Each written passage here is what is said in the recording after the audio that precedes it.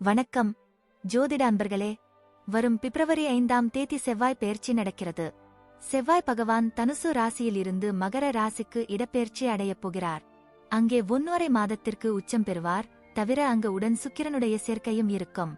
பொதுவாகவே ஒரு கிரகம் உச்சம் பெற்றாலோ இல்லனா ஆட்சி பெற்றிருந்தாலும் அதனோட பலன் நம்ம முழுமையா பெற முடியும். அதனால ஜோதிடத்துல இந்த ஆட்சி மற்றும் உச்சம் பெற்ற கிரகத்தினுடைய தன்மையும் நம்ம முழுமையா பார்க்கணும். ஏனா இங்க சுபகிரகம் இருக்கு, அசுப கிரகமும் இருக்கு. ஆனா இந்த சுபம் அசுபம் அப்படிங்கறதெல்லாம் நேர காலத்துக்கு தகுந்த மாதிரி, குணங்களுக்கு தகுந்த மாதிரி மாறுபடும். அந்த வகையில ஜோதிட ரீதியா பார்க்கும் பொழுது இந்த செவ்வாய் கால்வாசி சுபராகவும் 3/4 வாசி அசுபராகவும் தான் சொல்லப்படுது. ஆனா இந்த முறை சுக்கிரனோட சேர்ந்து இருக்கிறதால இந்த விஷயத்தில மாற்றம் இருக்கும்.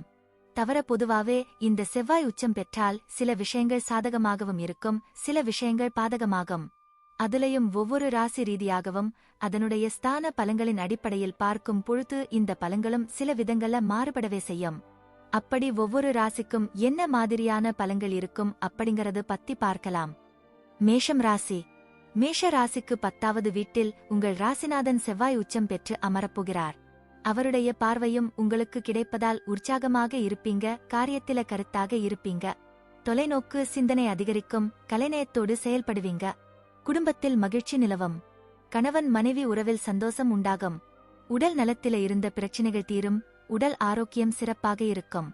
தொழில் வியாபாரத்தில் நல்ல லாபம் வரும், தைரியம் தன்னம்பிக்கை அதிகரிக்கும். நல்ல தொழில் அமையும். புதிய வேலைக்கு முயற்சி செய்யலாம். வெளிநாடு சார்ந்த விஷயங்கள் சாதகமாகும். சொத்து பிரச்சினை தீரும், விற்காமல் இருந்த நிலங்களை நல்ல லாபத்திற்கு விற்கலாம்.